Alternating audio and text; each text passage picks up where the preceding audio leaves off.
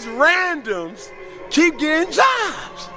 Don't worry about it. I'ma say it. I can't wait to say it. I love it. I love it. Go.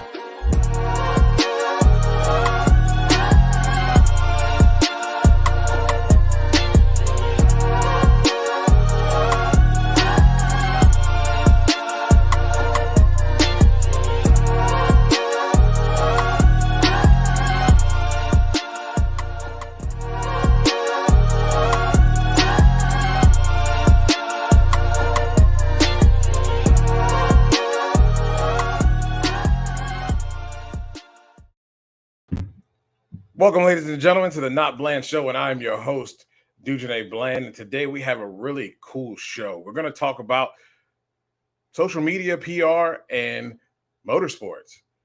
So many things that are capable, and people are capable of reaching so many people.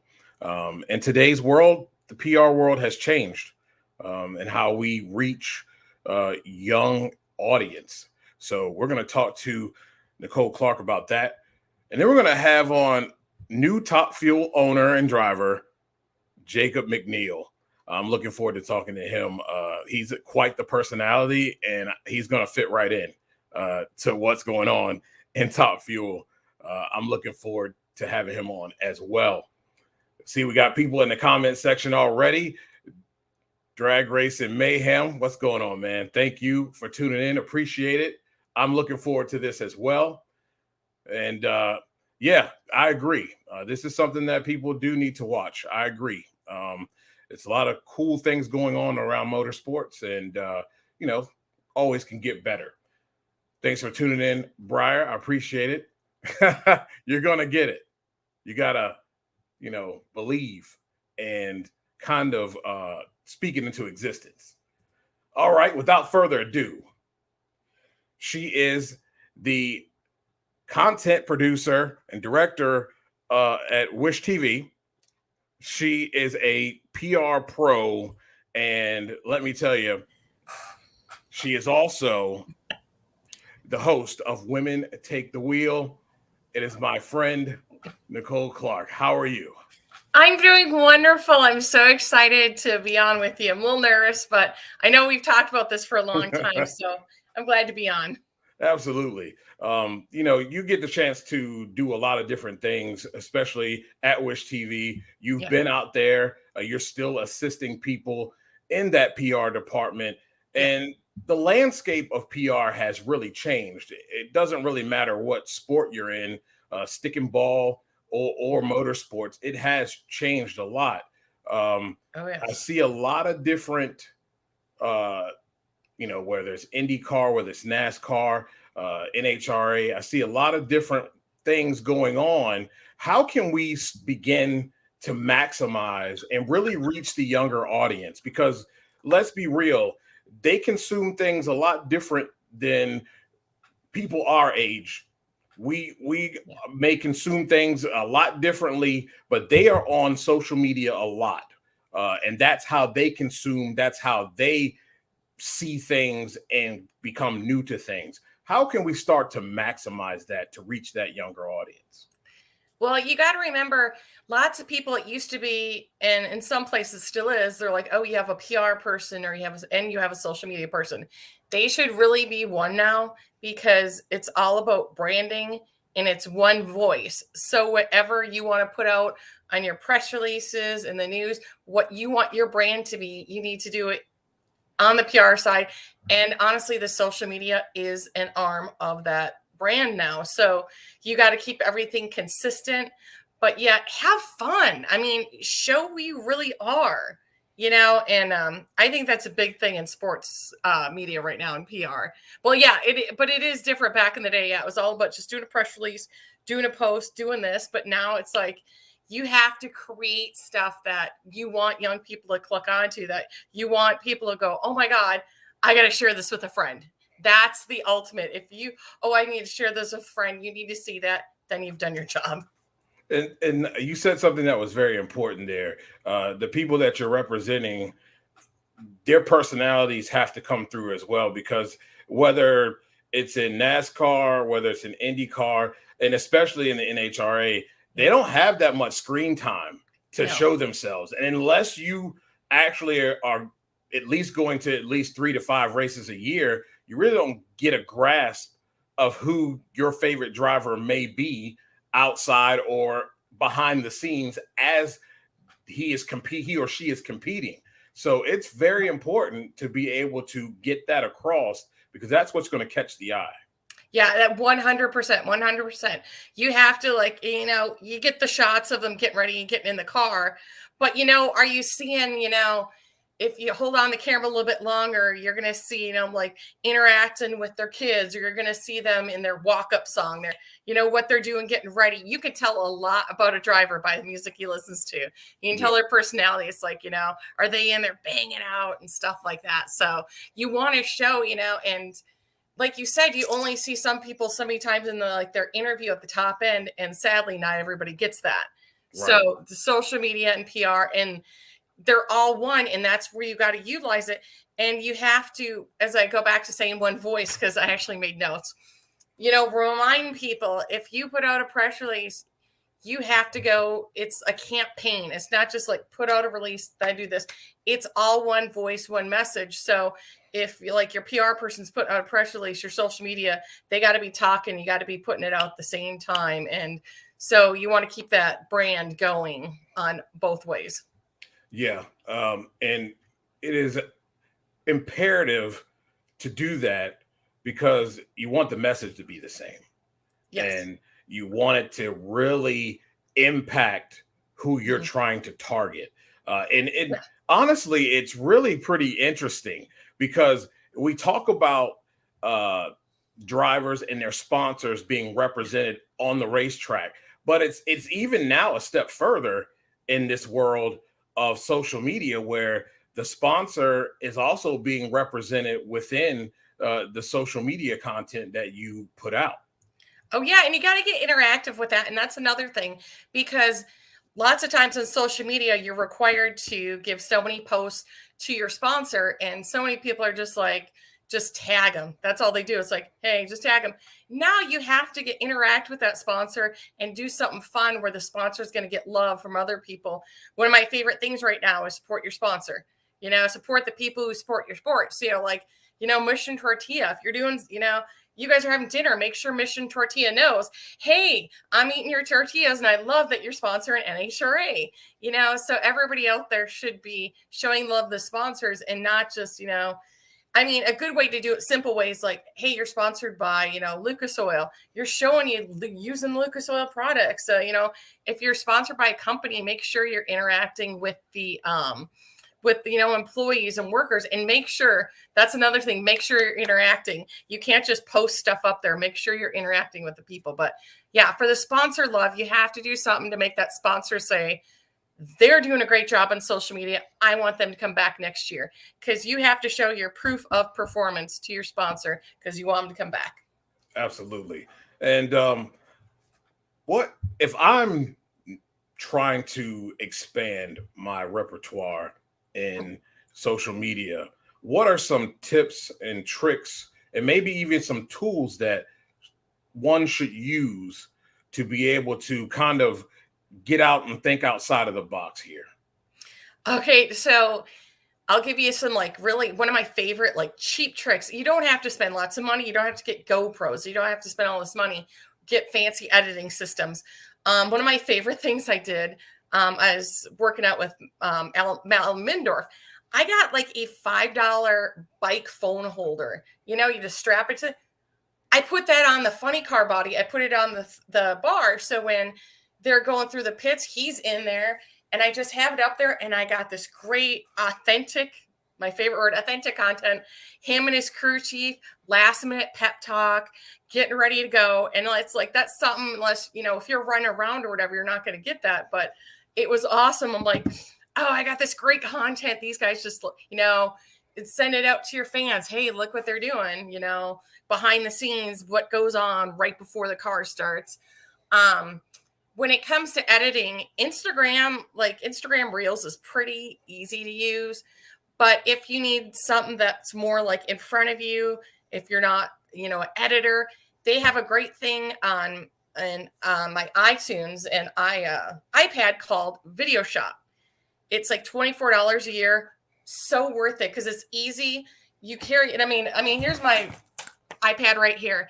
And when one of my teams, I'd be like, hey, everybody take video, airdrop it onto here. Video Shop, you can take these different, and then it lets you like put music on, it lets you put captions on, and it's so easy to understand.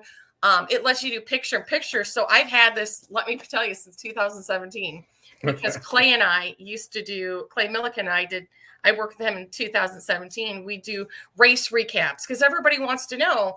So what was going on through your mind? You don't get to tell the Fox people, but you can tell your followers, hey, this is what was going on.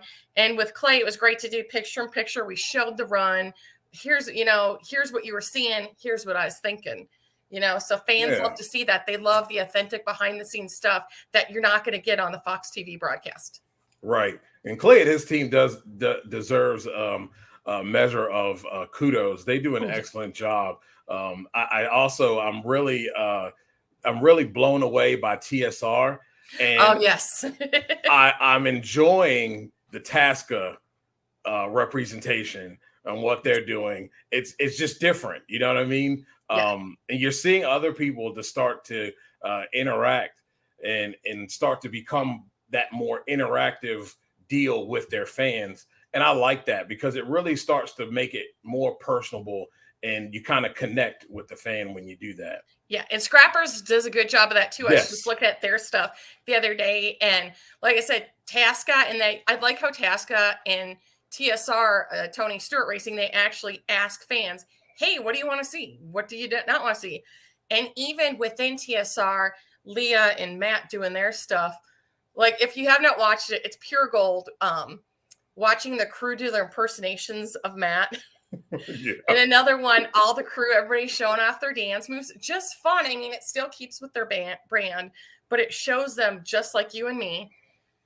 And the one thing I will point out is, and if we've kind of talked about this, the thing that sets those teams apart is they have their own designated social and PR people. So they have more contact with the team and they know the team. And so it's easier for them to grab the good content and get that. Because if you're not around, you're going to miss something good. But if you're there, you're going to get that and you're going to be able to share it. I'm one of those people. I'm like, yes, I got it.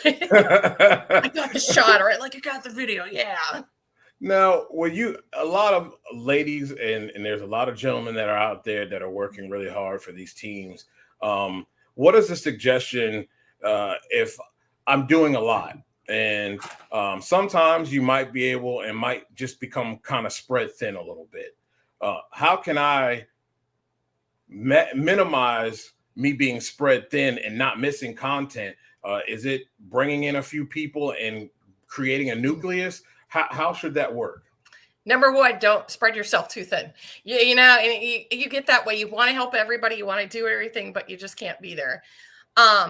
So here's something to think about too. If you hire somebody to help, you can have them just shoot your social media, and then like you can actually do the creative stuff with it. Because some teams have done that. They're like, hey, obviously I can't shoot when I'm in the car, but hey, can you shoot the stuff and I'll post it?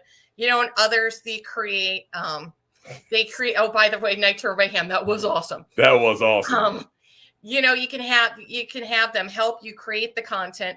But like I said, ask the team too, if you have if you have your wives at the line, your girlfriends at the line, crew guys, bring their friends, say, hey, can you grab me some video while you're up there too? And share.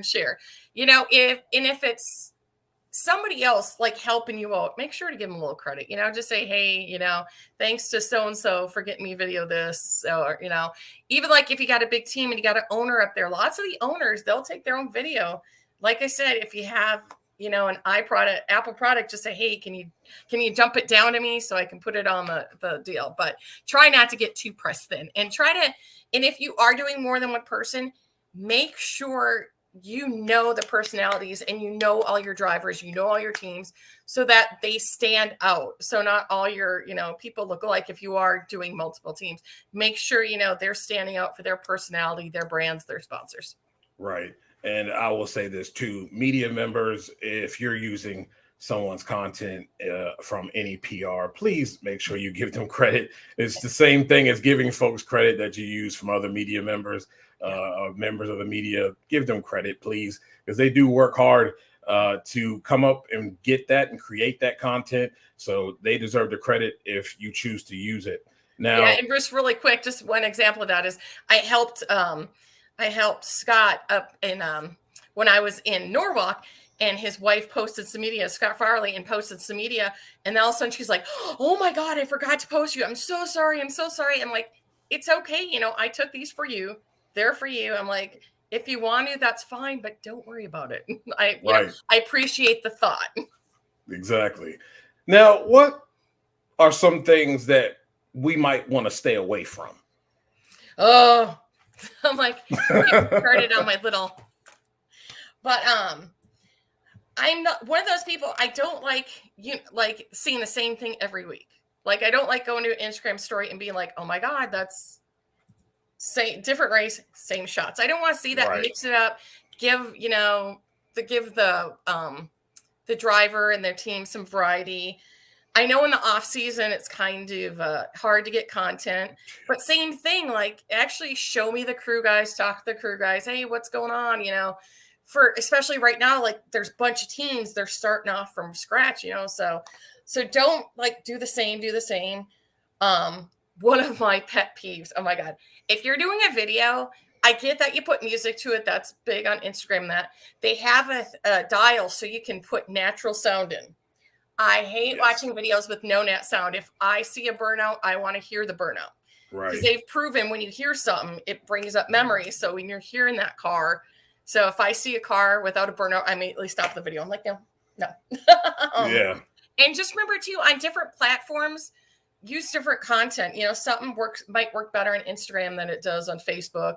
My deal was always like Twitter was more of my update race statistics thing, or give results, as opposed to Facebook. More of those people, they trend older, and so they don't want the results, but you can put other stuff over there during the day.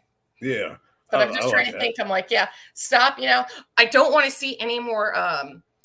If you do a sneak peek of your car, don't show me the whole car. It's called sneak peek for a reason. You know, only show car. Huh? I want a portal view where I'm only catching like a very small portion of it.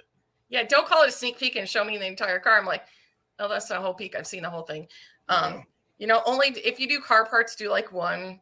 You know, I'm like, I get it. You have clutch discs. And like I said, my biggest thing is, like I said, you know, use fan photos. You know, make sure to give them credit if you're using it from a fan. But that's some of my do nots. But yeah. I mean, it is a big pool, and it hasn't been fully tapped into yet. We're still, there's so much that you can create from. I really enjoyed I believe that was IndyCar, and what they were doing with their drivers. They got that little mini IndyCar. That's the car talk. That's the James Hinchcliffe in the tiny car interviews. That's what I'm saying too. Make sure to look outside of drag racing, because if you get like blinders on, you're just looking at drag racing. Oh my God, look at IndyCar. They do a phenomenal job in their social media. Yeah. IndyCar and NBC today, the teams, they're having 2 days of social content, and those drivers look like they're having a blast. And you got to really see their, you know, so, you know, watch other motorsports and see what they do, and see what kind of things you can put towards your driver and make them like, not copycat exactly, but, oh, that's a good idea. Let's try something like that. And I want to see more interaction. I will also want to see social medias, you know, kind of like what Matt was doing, but you'll see it from NFL teams now. When they beat a team, they have some sort of skit or something that they put up, you know, at the end after it's all over. And I find it to be absolutely funny. And it's nothing personal. I think it also gets the fan vested in to, that's my driver, that's who I'm rooting for, and I don't like the other guy. So I think all of those things would really help out to get people to choose a side, because there's nothing wrong with that. That's what it's all about. Oh my God. When I was with Jordan, I loved it because him and Austin had a great little like fun rivalry, and everybody got in that from both sides, Team Austin, Team Jordan. They had like a t-shirt contest, and the loser had to wear the other guy's shirt, and stuff like that. Have fun with your friends. You may be friends, and on the track you're rivals. So yeah, do stuff like that. Yeah. I want to see more of that. Even if you don't like a guy, I think it's okay to not like a guy or girl. I really do. And I don't have a problem with that person saying that either. No. It doesn't have to be vicious, but I mean, there's plenty of people in stick and ball sports that didn't like each other. And even to this day, still don't like each other. I know. And people watch for that. And so that's another reason to get people to watch. Yes. And one more tool I forget too is for some of the teams too, make sure to work with the NHRA people too, because they are great at getting you tools that you need.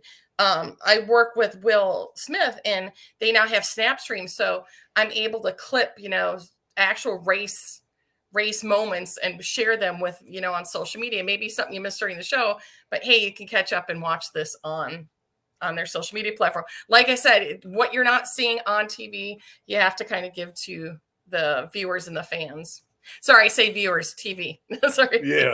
Yeah. It helps a lot. And my thing is now is that, because unlike my generation or our generation, kids don't go outside that much anymore.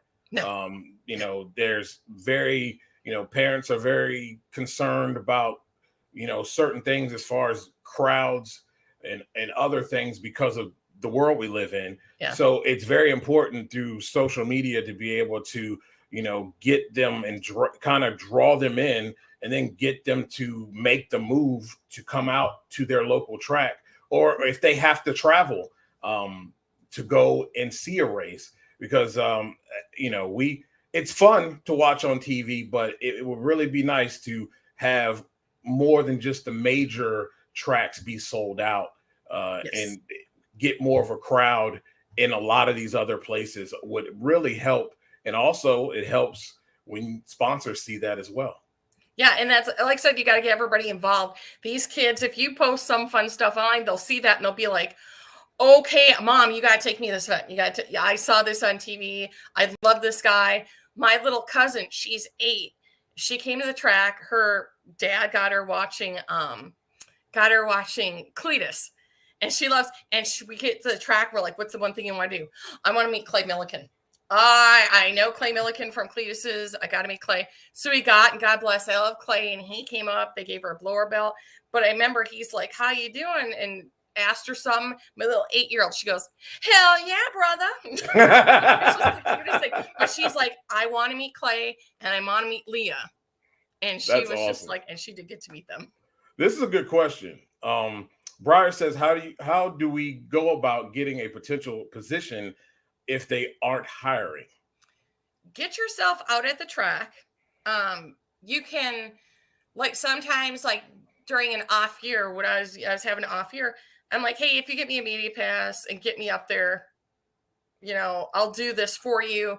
You don't even have to pay me. This is like a tryout. And if you like me, hey, you can come in." There are a couple teams that, they have volunteer crews. So you can ask them like, "Hey, do you need somebody out here to do this for me?" There's websites that offer positions that are open. I know, I think it's Teams Online. That's where NHRA puts theirs. You have the NHRA launch. That's where all the teams are putting their stuff. So you can go through them. I talked to Kelly Crandall, who's on the NASCAR side. She started her own blog, and she started, and on Twitter and that, she would do articles, and then people kind of picked them up, and media outlets saw them, and it's like, "Hey, you're a good writer. I saw you. Do you want to come help with me?" Yeah. So, and then if you do make it out, and you are working for free, make sure you're gracious, make sure you're following the rules, go up there with your team, don't just stay up there all day, and, actually take pictures and share that stuff, and, be respectful to them. Yeah, I agree. And Dave, you're right, man. I appreciate you watching too. I don't have a problem with blasting anybody. It makes everything that much better. And like I said, gets people to choose a side. And yes, Drag Racing Mayhem, we're talking about your generation. And on that previous one, I'm being a good girl. I'm like, I know I'm really bad, and I apologize sometimes. I don't look at social media like a normal person or fan. I kind of critique it a little bit, and I'm always like, dude, what are you doing? And so I've gotten better. I don't call people out anymore. That's something we have a chatter board about. Yes. Where I can be like, oh my God, did you see that? Oh my God. I'm like that too, I try though. to be a good girl because I know sports, people are trying. like I know they're working. Mm-hmm. You know, and I have opinions. I haven't told, some people I know. I want to be like, nope, I'm being a good girl. But I'm like, I as a analyst, as a journalist reporter, I'm always looking at other people because I want to be better. And there's plenty of people that I take from. I watch. I even watch their shows to see how they go about their business. And you can learn a lot. You can learn a lot of do's and you can learn a lot of don'ts. But if you're not continuing to work and trying to harness your craft each and every day, if you're standing still, you get passed. So exactly. I don't think you ever master it. Yeah, I'm like, you should be learning every day, learning new thing. During this non-travel season, I tell people, I'm like, take some classes, take some photography classes, learn how to edit more, learn from other people. I mean, don't take criticism so hard. Just be like, okay, that's something I can use. I mean, God knows in my business where I work with, I have to hear from the sales department and the news department. And, sometimes it's overwhelming, but at the same time, I'm like, they're right. I could make that better, and upgrade each year, do something different, and I want to, upgrade and try something different. Just like I said, just don't do the same thing every week. That's all. Yeah, I agree. And yes, it's true. People are very sensitive. And I understand, they put in a lot of work and they put in hard work. They're grinding every day. But just remember that, we all can get better. You never stop learning, and you may find something that you can use to help catapult you to the next level. That's what's important. Yeah. And I agree with this here. It bothers me too. There's a lot of things that are out there that are ripe for the taking, and it's like, you left them hanging. You left them hanging, them out there, and a lot of it is low hanging fruit. So, it was great to get all this knowledge. I hope people also can take from this. Let us know what you got going on. I know Women Take the Wheel is one heck of a podcast. I really enjoy listening to it. And I believe everybody else should too. You'll learn a lot there. What do you have coming up next? So I'm like, I just realized how unprepared was. I'm like, oh, my own. I'm on Twitter a lot, so I'm Nikki Aries Media. But on Facebook, my podcast is at Women Take the Wheel podcast, and you can also find that on Wish TV under podcasts. That's one of the nice things. My bosses were so great in letting me do the podcast, because when I left racing and went to TV, it was hard.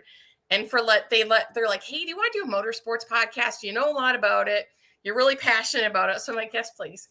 So so Women Take the Wheel podcast. It's on wishtv.com or anywhere you get podcasts. Women Take the Wheel. And my goal of that podcast, same thing, is to teach girls that you can do anything. Number one, teach them about what kind of jobs are out there, how to get them the right way, what steps you can take to try to, higher up your career, and, taking other jobs that you can put towards motorsports jobs. So I talked to Linda Vaughn recently, who is amazing. So I have a couple more getting ready. And Brian, just keep at it. Take a different job and, take something that maybe can give you some experience that you can bring back to racing, write for a local paper, local sports section or something like that. And then that can get you back into the sport. Yep. I appreciate all that you shared with us today. This will first time, not the last time. We'll have you on breaking and talking about some of this stuff during the season. Thank you so much, Nicole. I appreciate it. And we'll be in touch. Thanks so much. You have a great night. Thank you again for having me on. You're welcome. Thank you. Thanks. That Nicole Clark. Very good. She knows a lot. I learn a lot from her. Now, this guy is going to be fun. He's going to be fun. I'm telling you. He is the new team owner, Top Fuel team owner and driver. My guy, Jacob McNeal. How's it going, buddy? What's up, man? How you doing? I'm doing good. Doing good. How's the off season going? I know got a new operation. I know Buddy Holdo set you up very well. What a guy. What a guy to be connected with. How are things going? How's the progress? Man, they're going. When the people say like there's off seasons, dude, there is no such thing in nitro crazy as an off season. Because man, like when we took everything over for PR, meaning we did our deal, and then we've got the whole shop, the whole operation going in Dallas and everything. And dude, there has not been one day we have not been doing something, whether it's short blocks, motors, new cams, testing this, flowing heads, trying to get everything ready to do. Because man, everything we come into this season, we're coming in to be competitive. We're not going to go out there, well, man, we'll not qualify. No, we're going out there that when you line up next to us, you better have your shit together. Because we're going to come with everything we got. And dude, so every time we've got the car coming in, the car's got new body, new front half, new wings, like everything updated to where our car is the same as everybody. I mean, it's not a canopy car. I'm a little bit too much of a big boy for a canopy. They look heavy. So, but everything else, man, all the parts, man, Googer, man, Mike Googer, my crew chief, he works at the shop every day. And Christoph, he's my social, he works at the shop every day. And we have shop days three times a week. And dude, we constantly working. And man, it's going to be something for us. It's nonstop. That's what people say, man, all season this. No, we don't, or not, I'm a bracket racer at heart. You pull the motor out Right. and shit it off. You just wait for that stuff to come back. No, it don't work like that no more. If you don't build it yourself with your team, that it's just not going to happen. So so man, it's going well. It's just a lot to do. And we're running out of time because, man, you get 4 or 5 things done and then you look up and like, holy shit, there's 10 more things we got to do over here. And it's right. But it's awesome though, because you keep working, you keep doing, you don't run out of stuff. And man, it's just the atmosphere of even when you're at the shop listening to music, guys is going around. You're like, man, we're like 2 months away from hitting the gas. Where you so? And I'm over here. You would think I'm hyped up on something. I'm over like just going at it, and we're still 2 months away from hitting the gas. So I mean, it's going to be something where it's going to be, man. It's going to be pretty neat for us. It sounds like all this work that's going on at the shop, you guys are getting a great opportunity to gel. It's the same as every other sport, whether it's an offensive line, whether it's 5 guys on the basketball court. Those guys have to work as one. And I kind of think of the crew as an offensive line. They work and move together. They have to be one. No one can be out of step. Someone gets hurt if it does. You guys sound like you're putting together and starting to get that gel, that camaraderie right now as you guys are working hard to get things going for Gainesville. Yeah, 100%. Dude, man, I've got a cornbread fed Texan top fuel team. Everybody I've got, besides one guy, he's from Texas. Man, from the guy that does my fuel to the dudes that bolts my head on to do that. You look around all of us, you think I have an offensive line. It looks like the freaking Dallas Cowboys are in my shop. And so, dude, man, we get together, man. Everybody gets along. If one dude kind of, man, another one makes a joke, and all of a sudden everybody's just back to working. Man, our chemistry is building a lot more. Like I feel like now I told all these guys, look, when I put this team together with Googer, man, we're putting, hey, we need this guy here. We're going to put this guy here. Then we made it changes. Well, this guy's going to be building heads the whole time. This guy's going to bolt the head on. I looked at every single one of these guys and said, look, I trust you with my life to put this car together to send me 330 miles an hour down the strip. Have fun, because I'm going to, if I hit the wall, smile, because I'm going to be, because when I get out, I'm going to look at you guys and be like, sorry. I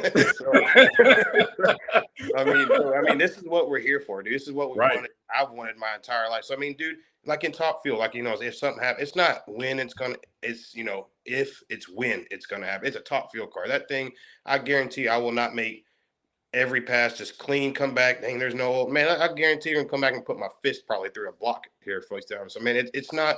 It's just the efficiency and the chemistry we're guys going. Even if we put it all together and something comes back, I know I've got the guys together now that we're gonna look. Hey, this is what you did this wrong, and they're not gonna take it to like, oh man, he's getting on me like this. No, they're gonna take like you said before, the criticism it's constructive. It's not coming at you. It's, hey, this is what happened. This is what we got to fix. This is what you're going to do next time. And next time that car is not going to go 300 foot and blow the bottom end out. It's going to go past 300 foot. It's going to run 330 miles an hour. You know, it's going to get what it needs to do. Right. How comforting is it to have a guy like Mike Guger as a crew chief? What him and Buddy Hull were able to do last year, the progress that car made was simply amazing, especially towards the end of the season. Has to give you a level of confidence and security knowing the quality guy he is. Dude, it's a lot because we talk and say we commit. I've been mad. This is like the first or second day I've been sick for freaking 2 weeks. I haven't talked, but man, we talk every other day. We text, and man, the more we get to know, the more I get to, and the more I'm just like, man, I would, you know, because when I was gonna start my own, I had some people in mind that know me and Buddy Max. Hey, this is what coming with it. Cougar's gonna be here. I'm like, all right, cool. And dude, I would not argue it one bit, man. The more we've gotten to know each other, more, and then now that we're to get together, I think it's him more looking at me. Because I told the dude, I said, no, there's times like, you know, everybody, that was my big thing of rookie of the year. They were like, well, Tony Stewart's coming back. I told Mike, if we run Tony Stewart, I don't care if you level this mother. You better give it everything you got, and we'll talk about how many pieces it's in after. You know, and he just looked at me and he's like, we're going to get along just fine. I said, that's good. I said, I don't care what it's going to take. I said, dude, and dude, just to be in the same conversation as that man is just mind blowing to me. Absolutely. You know, and just, you know, for people, I probably get asked that once a week, how are you going to be able to compete with that? Well, I'm going to go up there, and it's either going to get leveled or it's going to haul ass, and I'm going to give him everything it's going to be, so he better be there. Exactly. So there's one or two things when that's going up there for that, and that's, you know, that's what it's going to be. And I love the attitude, and that seems to be the way a lot of teams, one-car teams, are. That sometimes they don't make all of the races or are not able to do the sponsorship. But when they are there, it is not a buy run anymore. It's not, oh, I'm going to go over here and I'm going to load it up knowing daggone well I ain't going to get off the starting line. Nope, I'm going to run my little 70. I'm going to run my little 79, and you better be there. And if you're not there, you're going to get beat. And I love every bit of it. It really puts pressure on the so-called big guys. Yeah, and see, we've run like everything for. That's what Guger's like, man. We have parts. You look at me and you're like, oh, I mean, I know I'm not John Force, but dude, for a single, we have every brand new block, crank, pistons, rods, blowers. I've got more heads, and I looked at all this. I said, buddy, what am I going to do? He said, you're going to need it. I said, all right, well, all right. And man, we have every part to run 370s, 360s. We have all the new everything, new blowers, new, man, you need to see it. It's great for a little team like me. Yeah. We have everything to run 370s, new 360s. And we have that. And I told Guger, man, if you can just get me close, put it on me. Let it be him beat me. I said, and then I will promise you we'll have a lot of, and he looked at me, he said, is that what you mean by either level it or, I said, if we don't go up there trying to win, like, I don't, man, it's weird to me. I don't want to go up there trying not to lose. You know, go up there, oh, man, I want to go up there trying to win. That's a big, different atmosphere because I have every freaking new part that John Forrest, Brittany Forrest, all of them have. I have every part because that's where we have every blowers, intakes, blocks, heads, cams. Everything's brand new and everything's what everybody else runs. So we have every new updated part to run. That's why I told him, man, if we go out, you know, my first race is going to be Gainesville. We go out and we don't perform. So we're going to skip the next one. We're going to go test. Then when we go to the next one, we're going to come back running 370s, 360s. You know, we're not going to show up there just to not do it. Hopefully somebody messes up. No, we're going up there that hopefully somebody doesn't want to draw us, this part-time team anymore. So that's a big difference I want to come at people with. Yeah, I love the way it sounds like, you know, everybody's got their thing, right? So I'm thinking I'm not wrong saying that you're a guy who's going to attack the racetrack. It's not, you know, any type of finesse. I'm not a pocket passer. No, I'm looking to go for a home run ball. I'm looking to throw the fly route every single time. Exactly. And trying to get a touchdown. And, you know, I really like that.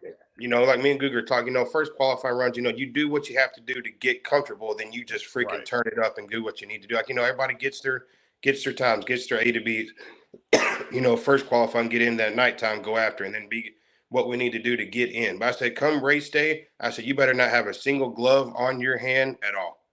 whatsoever. I said, if we're about bare knuckle fighting everybody in this stuff, I said, I don't want you on my team.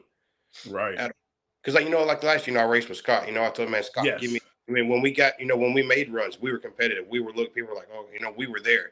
Then now we've got everything, because we were just, Scott just, did everything to get me started, get me. And now I'm ready to get after it. I don't need just a little bit to go or do all this. We need everything to win. I want to, here halfway through the summer or next year when we get to do this again, be sitting here with a top field Wally sitting next to me and look at you. Remember when we told you we're going to level this mother? And look at what happened. Exactly. I like that. I like that approach. And confidence is everything. You talked about Scott Palmer's car, and I remember in an interview you talked about how small the car was, you being a big guy. How's this car set up for you? Are you a little bit more comfortable? And you have things where you want it to be? Yeah, because in Scott's car, Scott's a little shorter than me and all that stuff. Yes. So in his car, we had to put the pedals against the firewall and adjust it back to where I could, But this car, a little bit, Buddy was a big boy, so the cage it's all right. We had to take all the padding out. That's thankfully for that. And then when I sat me in it, we got everything moved to go down with everything. So when they're front halfing it, they're getting it set where I'm comfortable.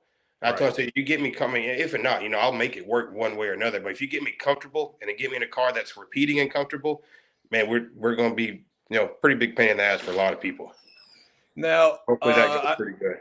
I hope so too. How about the sponsorship? Any new things that have come to you here in the last couple of months? Man, we're working on it. Like I said, it's a hard thing. Plus, elections coming up, new deal. And I'm the little guy. I'm the guy that everybody's coming in. All they know is what I did last year. So now when you're coming in and stuff, hey man, I've never had a sponsor in my life, even with like bracket racing. I've always, my dad's old school. He's 80 years old. I was bred up. If you don't work for it, you don't deserve it. And that's all I've ever done. So I've never actually chased a sponsor before. So now knowing I'm like, hey, my company does okay, but now knowing like, oh, this is kind of a lot of money to run this thing. So I'd rather, but no, I've got a really good team. Maddie, Buddy's fiance, she's with me. She's working real good. Christoph does really good on our Facebook page. And we're trying. We're going to a few places. We got R&M trailers. They came on. Real good buddy of mine. He's going to help us with a few things throughout the year. Man, we're making progress. We're trying to step in the right places with the right people. That's good. That's good to hear. And man, I don't see why anybody shouldn't get on board with you. Just the attitude, the can do. That's what's important. And any sponsorship would be happy to have someone like you on their team. Showed up and bought my big ass a cheeseburger, dude. You coming to my pit?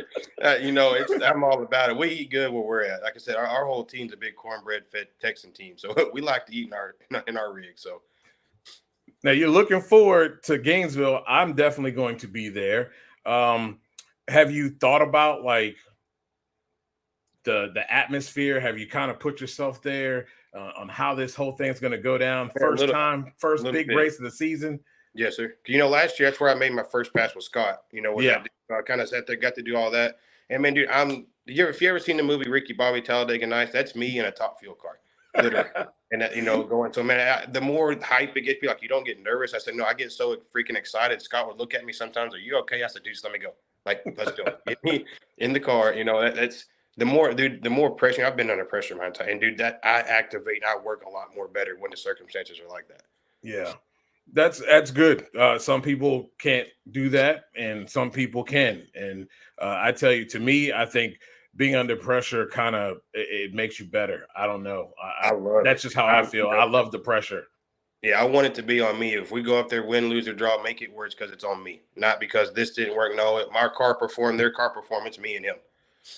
Yeah, I'm telling you that's just, I don't know. It's nothing like it to me. No, especially when you strap it in. He says, you ready to light it? And I pull the fuel on. Oh, dude, you wouldn't. I'd headbutt a brick wall. Yes, sir. I didn't think I could go through it. Now, I hear you talking about the Dallas Cowboys. Is that your team? Oh, dude, 100%. 100%. I miss playing football more than anything. I like crazy. They say I'm built as a football player, not a top field dragster driver. What was your position when you played? I played running back and outside linebacker. I love linebacker. Yeah, I love linebacker. It's so much to it. I didn't really have the feet to be quick enough to play linebacker, because there's a lot to it, not just rushing a passer. Sometimes you got to play a little underneath zone. Oh, yeah. And, I can read it, and the reaction, though, is just a little slow. So, oh, yeah. Thankfully, I had size and speed on me. So, it was pretty good. Now, they are in the playoffs. They are playing this weekend. They will be taking on the Green Bay Packers. I had a little memory come up about, I think it was 2015. They played the Green Bay Packers in Lambeau. We know that the Cowboys are undefeated at home. What are you expecting from your boys there? If Dak Prescott shows up and plays half-ass what he's supposed to do, and their defense just shuts them down, because they don't have linebackers right now. They don't. They have their front, and they just do what they're supposed to do and do their job. They'll win the football game. But if they don't show up and don't do it, they're going to be like every other funny Facebook meme. You're going to see everything covered on, and they choked in the playoffs like always. Yeah, I agree. The one thing that I think teams aren't paying attention to, especially on defense. So defensively, they like to get downhill on you. They definitely want you to be in a situation where you're in 3rd and long. Exactly. What they want to do is cross your face. They want to come across your face, offensive lineman. And once they do that with that speed, usually you're behind the 8 ball. Yeah, 100%. 100%. But they're small up front. And what I don't understand is it's been put on tape. Now, don't get me wrong. Dan Quinn done an excellent job of orchestrating this defense, especially up front, given the size. But, it seems like more teams would be able to take advantage of that size. And they that's don't. why you see when the Rams ran the football. You see when the if they get to where the team where they're going to pound their at, dude, it's not going to be good. Yeah. I think it's a matter of Zeke. It's a matter of CeeDee Lamb. He's going to get his. Their objective on offense is to make sure that they don't shut down either Ferguson or Cooks. Exactly. I think those are the X factors for them. It's not even about the running game, because I feel like they're missing that big back. I feel like they're missing Zeke in certain moments. But if they can get CeeDee Lamb going and they can have that little alternate in Ferguson, the rest of it will work. They've shown that before. I actually have the Cowboys winning this football game. So do I. I think I think it's 2 touchdowns, to be honest with you. I do believe the Green Bay Packers are a good football team. Jordan Love, excellent ball player. They have some good young wide receivers, but that's the key. This is the if not the youngest team, one of the youngest teams in the league, and I think that youth is going to be a problem. Yeah, 100%. Hopefully, it just plays out the way it's supposed to. Yeah. Jacob, it was a pleasure to have you on. Dude, I appreciate this. Is, as I tell everybody, first time, but not the last time. That's for sure. I'm looking forward to talking to you during the season, and I'll see you in Gainesville. All right, man. I'm looking forward to seeing you, bro. Thank you for everything. No problem. No problem. All right. See you, bro. Later. Jacob McNeal, ladies and gentlemen. He's fiery, and I like it. He's going to be a good addition to Top Fuel. Maybe he'll draw that fieriness back out of Steve Torrance. I'm missing Saucy Steve. And like I said earlier, I want saucy smoke too. I understand you might have to tone it down or tame it a little bit, but I want saucy smoke as well. Now we're going to get into our NFL coverage. I see a lot of NFL fans here. We got the Chiefs. We got the Birds, who are backpedaling into the playoffs. Yeah, Pat Mahomes is going to cry. Yeah, I'm going to talk about that. We're going to talk about that. And we have my cousin here. Yep, youth, soft coverage is a problem. And that I think the Green Bay Packers are a good team. I just think in Dallas, they've proven that they're undefeated there. They've proven that that's their comfort zone. I said it earlier in the season. They needed to have a couple home games to be able to, really make it in the playoffs. And I think that's going to benefit them. I don't think that the Green Bay Packers are going to lay down, but I think in the second half, it's going to be a problem. And that's where experience, is going to show itself in that second half. I'm going to go right to Cleveland and Houston right here. And Cleveland coming in at the number 5 spot. They're going to play Saturday on NBC at 4:30 p.m. And Joe Flacco, the 38, 39-year-old quarterback, Joe Flacco, is playing like he played in his early days in Baltimore. They're going to Houston. I do like this Browns team led by Joe Flacco. He's been dropping dimes in the passing game to Amari Cooper. He's gotten Njoku back involved in the offense and being a weapon now. I really like what I'm seeing, but I'm going to tell you, I'm going to go with Houston at home. And here's why. CJ Stroud doesn't get flustered, doesn't get phased. I think their offensive line does a decent job, but for the most part, they do have playmakers in that offense, and they're going to utilize the speed up front of Garrett against him. They've done some really good things in the running game. I think it's going to be a slugfest, but I like DeMeco Ryans. I'm picking him in the last seconds in the fourth quarter to grind one out and win a close one in Houston over the Cleveland Browns. So now I'm going to go to what everybody's talking about. We've got Nicole Clark talking about Chiefs. We've got Brian Starr talking about Chiefs. Oh, yeah. So Miami goes in to Kansas City, and it's going to be -5 degrees or less. That's a problem for the Miami Dolphins. I'm sorry. It's a problem. They're not used to that. And they didn't play up to par on the road against winning teams. Now, granted, there's a lot of issues with the Kansas City Chiefs. Their wide receivers don't get separation that well. You're really only stuck with Kelsey. And you've had some of the youth step up. Defensively, I do like Miami, but at the end of the day, this thing's really tough. Chiefs are bred for this weather. Arrowhead Stadium is one of the toughest to play in.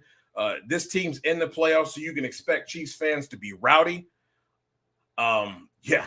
Brian Starr says negative 20 wind chill expected. Yeah, I just don't see Miami boys doing it. Indoors or at their stadium in Miami, I pick the Miami Dolphins. But the Miami Dolphins have not really shown against winning football clubs that they can go out and seize the moment. And with all these weather factors being the case, I'm going to put my money on Pat Mahomes. Patty Melt is going to get the win. I think it's by 10 points. It'll be a close game. It'll be a slobber knocker, of course, because the ball's going to be hard as a rock. The ground's going to be hard as a rock. It's going to come down to who runs the ball better and which quarterback can ad-lib the best. And I can't go against Pat Mahomes in this case. Tua's done an excellent job, but I can't go against Pat Mahomes in this case. Sorry. Just can't. Taking the Chiefs by 10. Sunday, we got Pittsburgh and Buffalo. Pittsburgh deserves a lot of credit for being here. They really ground one out. Everybody wanted Mike Tomlin to be gone, wanted people to, fire him. It was time for him to go. And yet, with the quarterback rotation that he's had, they found a way to get in that number 7 spot. Earned it by going out and getting the win in Week 18 against the Buffalo Bills, though. Whew.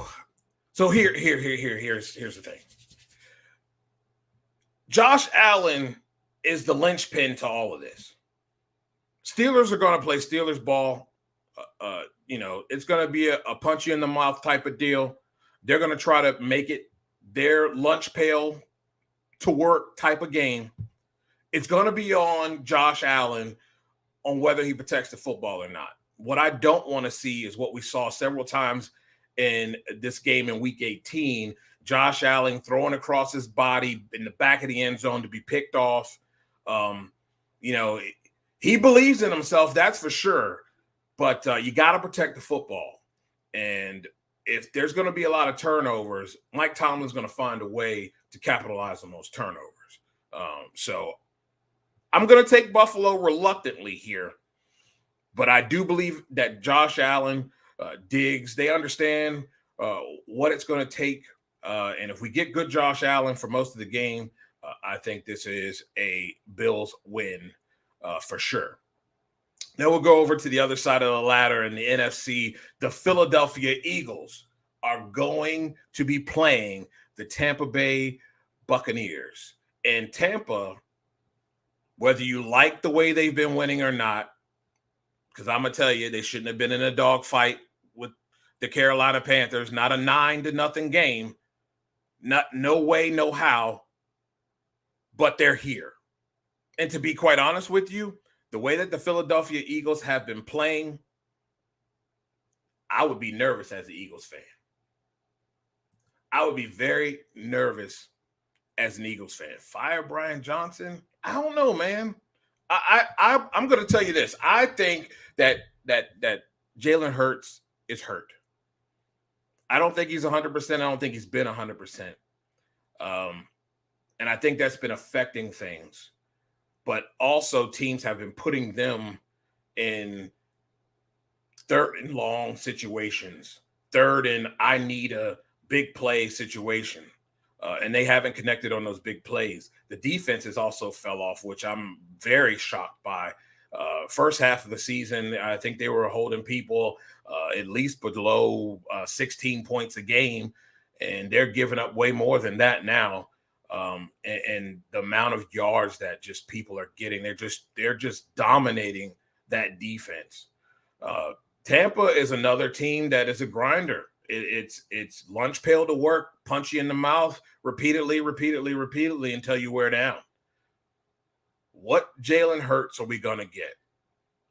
Sadly, for Philadelphia Eagles fans, I think you're bouncing out in the first round.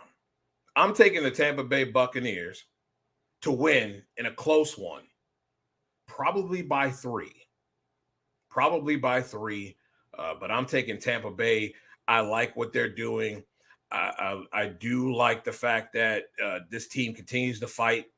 They were in a battle with the Carolina Panthers. You can say divisional game and all that nonsense. Look, Carolina ain't that good, but it is what it is. They were in a dogfight. We've seen some crazy stuff in the last 3 weeks of the season anyway, losing teams that had no business being in games and winning, and winning teams that had no business being in losing games, losing. So I'm going to go with that. Tampa Bay gets the win with 3. They will be the ones that will move on to the divisional round. Rams and Detroit Lions. Finally, the Lions have made the playoffs, first time since 1993. They've done an excellent job. Really played good ball. Probably should have had an extra win and been the number 2 seed. If you don't get that ridiculous call in Dallas, that really was a 2-point conversion, and Dallas would have lost the game. And they would be the number 2 seed. But they're another team that has just been working hard. They have a lot of weapons. St. Brown does an excellent job. Their running back core with Montgomery and Gibbs are really dangerous. You can pass the ball, you can run the ball, you can have them involved in the passing game. Really gives Goff a lot of weapons. And I know a lot of people didn't think Goff was going to do a good job as he left the Rams, but he really has been a stable force here, has played very good ball. For the most part, has protected the football. The question is, though, are we going to have Laporta available? I hope so, and I think he will be. If so, that's going to make this game a little bit different. Aaron Donald is pretty much the only guy that I would be concerned about up front. Don't get me wrong, Sean McVay has done a lot with very little, offensively and defensively. I think this is going to be a good game, but I'm going to go with Detroit. I think Detroit, just the grit of their coach, they have taken on that personality. And Rams are a little bit more finesse with Puka Nacua and Matt Stafford there. They can get you if you're sleeping. But I don't expect this team to be sleeping. I think they understand what's at stake here. They haven't been here before in a long, long time. So I'm going to take the Detroit Lions. I'm going to take the Detroit Lions in a close game as well. 10-point game. Probably win it at the end like they like to do. That game will be on NBC at 8 p.m. on Sunday. That'll be your Sunday game, Sunday night game. The Philly game and Tampa Bay game, forgot to tell you, that's a Monday Night Football game. ABC likely will be streaming on ESPN app. And we talked about this earlier. Dallas Cowboys, Green Bay Packers. I'm taking the Cowboys. That game will be Sunday at 4:30 p.m. on Fox. Your number one seeds are the San Francisco 49ers and the Buffalo Bills. While we're getting ready to close this thing out, I'm going to go ahead and give you my Super Bowl picks right now. And it's going to be the same teams that I picked earlier in the season, and that's the San Francisco 49ers and the Baltimore Ravens. Even if Dallas gets to the divisional round and gets through the divisional round, gets to the championship game, they have to go on the road to play San Francisco. And I just don't believe in Mike McCarthy and Dan Quinn on the road. They've proven that they haven't gotten that done. And they honestly needed the number one seed. Not going to lie to you. So it'll be a good one. But I'm taking San Francisco in that ball game. Who do I think gets to Baltimore? And who's in the championship game? I can't bet against Kansas City. They're proven. They've been there. So Buffalo, we're waiting for them to do something. Every year we think it's going to be them. They cough it up and piss down their leg, and they're out. Miami definitely ain't going to make it. And I think Houston or Cleveland are just too young. Too much finesse over there in Baltimore. But I'll also give you my Super Bowl winner. I like Kyle Shanahan, but I'm going with Lamar Jackson. He's on a tear. He's looking to prove a point. And I think the Baltimore Ravens get the W in the Super Bowl. Hey, if Cleveland 49ers, I don't mind that either. Well, ladies and gentlemen, I appreciate you guys watching this show, commenting. It has been overwhelming, the support that you guys have provided to this show. And it's only going to get better, ladies and gentlemen. We're getting close to the NHRA season. And we're going to have more and more NHRA talk as we dwindle down the NFL season. We'll talk a little UFL, the new league that formerly the XFL and the USFL combined. We'll talk a little of that. Spring ball, I like it. Spring ball is very important. We'll talk about why at another time. But again, my name is Dujane Bland. This has been the Not Bland Show, powered by sportsjourney.com. Make sure you go to our page at the Not Bland Show on YouTube. Like and subscribe. Hit the bell as well, so you know when we go live, and you can be one of the first ones to know. And when we get our numbers up, maybe we'll get some sponsors. Again, thank you all for watching. Good night.